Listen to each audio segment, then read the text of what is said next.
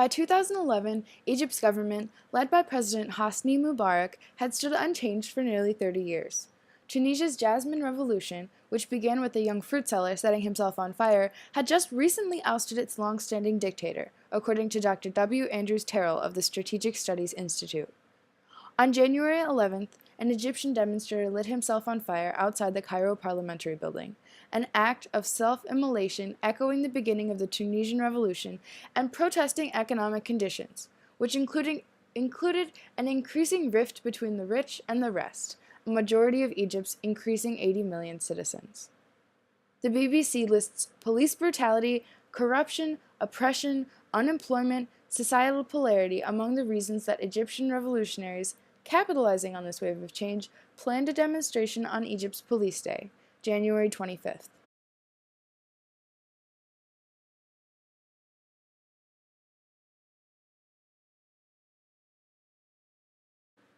The swell of excitement hurled the country into 18 days of mass violent protest, says Chris McGreal of The Guardian.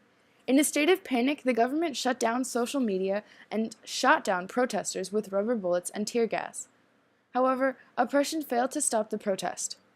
According to the BBC, the government began conciliatory negotiations with the people, shuffling authority from Hosni Mubarak, the 30-year autocrat, to his political allies, as the protesters continued their prevalent chant for Mubarak to go.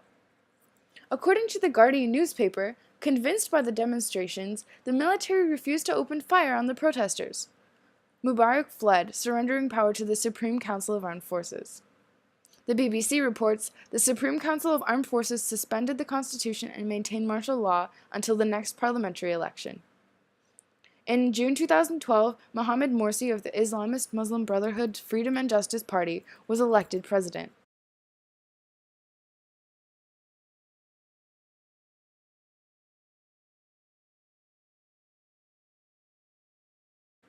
In November 2012, he took control of Egypt by legally granting himself unlimited power, reports the BBC.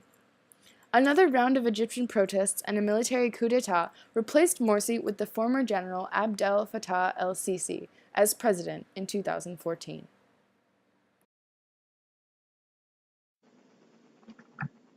There hasn't been much involvement in events in Egypt from international organizations such as NATO or the UN because of their engagement in other events taking place in other Arab Spring countries, mostly in the Middle East. The US had some involvement in Egypt early on when Hosni Mubarak was president. The US supported Hosni Mubarak because he allowed the US great flexibility within Egypt with the use of the Suez Canal and Egyptian airspace to invade Iran in 2003 and firing cruise missiles from the Red Sea. However, the US has only played a limited role in the Arab Spring revolution, but the US and Egypt will continue to be defense partners, Egypt being reliable but somewhat independent. The lack of international involvement has left mostly Egypt to its own defenses. BBC reports Egypt has returned to the kind of police state which the revolution aimed to remove. Without any help from the outside, Egypt is in kind of a cycle, a vicious cycle at that, going back to the policies they were trying to remove in the first place. Currently in Egypt, the Arab Spring events continue. This year, on October 29, authorities ordered residents along the country's eastern border to evacuate in order to demolish their homes to create a buffer zone. The buffer zone will stop militants from bringing weapons into the country. On October 30th, Egypt destroyed a neighborhood located in Rafah and bordering Gaza with missiles. There has been little backlash against the military from the people who were forced to evacuate, but there still remains protests between supporters of the government and supporters of the Muslim Brotherhood.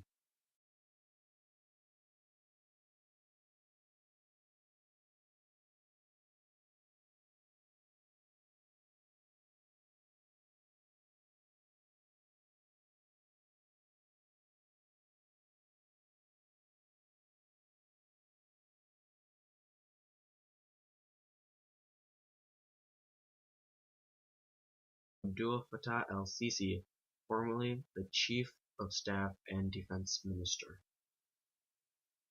Revolution. On page 783 of Ways of the World, Robert Strayer states the Atlantic revolutions were inspired by the Enlightenment's foundation that human, political, and social arrangements could be changed. Through protests and demands, the Egyptian Revolution in 2011 changed the Egyptian status quo, which consisted of a selfish monarch, oppressive military, and increasingly superior elite that stagnated the progress of the country and prevented the freedom of the people through protests and demands. All four Atlantic revolutions granted power to the people through violent means. According to The Guardian's coverage of the first day of protest, one Egyptian addressed the government, "You have closed all doors to a peaceful change." Both the Atlantic and Egyptian revolutions violently enlightened the government to what the people knew.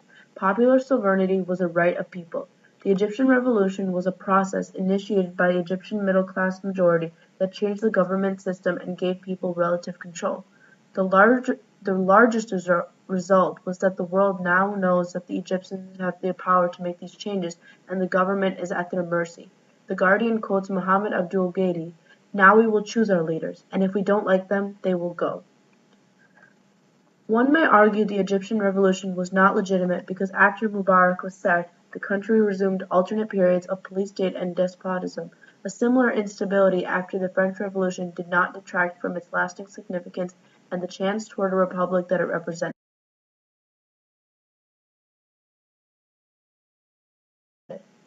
Comparing the aftermath of the French Revolution with that of the Egyptian, there is a resemblance between Napoleon and Mohamed Morsi.